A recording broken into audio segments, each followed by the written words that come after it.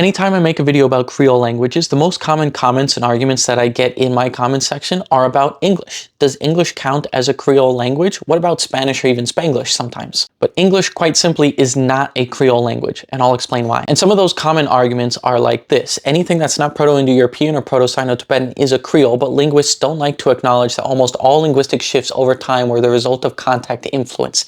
That's not true. Many changes are the result of contact and influence, and English is, of course, a great example of that. But most of English is still native English words and grammar. It is basically impossible to have a fluent and natural sounding sentence in English that's longer than like 10 words that only uses borrowed words and doesn't use native English. Not only is it easy and natural sounding, it's very common for people without even trying to actually say entire sentences and phrases and paragraphs that are entirely native English without any borrowings. And you can see examples of those tagged in the caption. If your only criteria for a Creole language is that it has foreign influence, then yeah, every language on earth is a Creole. But then that definition is useless because you're just describing every language on earth. And then you don't have a term that describes the actual Creoles that are formed in a specific way. And Proto-Indo-European and Sino-Tibetan are not special in this way. They also had foreign influence and contact. And they're not the only two proto-languages from that era either. They're not proto-languages at the head of their respective families because they're the first languages or uninfluenced by others.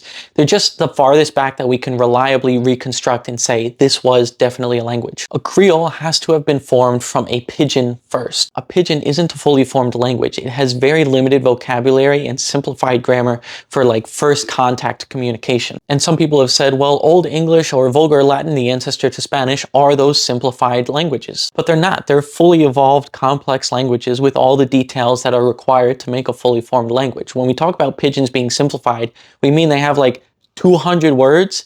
Most of them are nouns, maybe a few prepositions and verbs. Things like Vulgar Latin are not at all like that. Vulgar just means it was what the common people spoke instead of the upper class in Rome, aka what the commoner in London speaks instead of the king. And then as those pidgin speakers have children and raise them with the pidgin, those children then fill in all the gaps with more grammar and more words to create a fully formed language, and that's Creole. English didn't do that. And all that I said for English also applies to Spanish. But what about Spanglish? That is very much two languages being mixed together. But again, it doesn't have that origin of being from a pidgin that was probably formed in first contact between two unrelated cultures. It's pretty much just code switching. Usually people who already speak both languages just flipping between them without any kind of rigid structure that would be required of a language. So no, neither English nor Spanish nor Spanglish are Creoles, because a Creole is a language that was formed through a specific process that none of those languages were.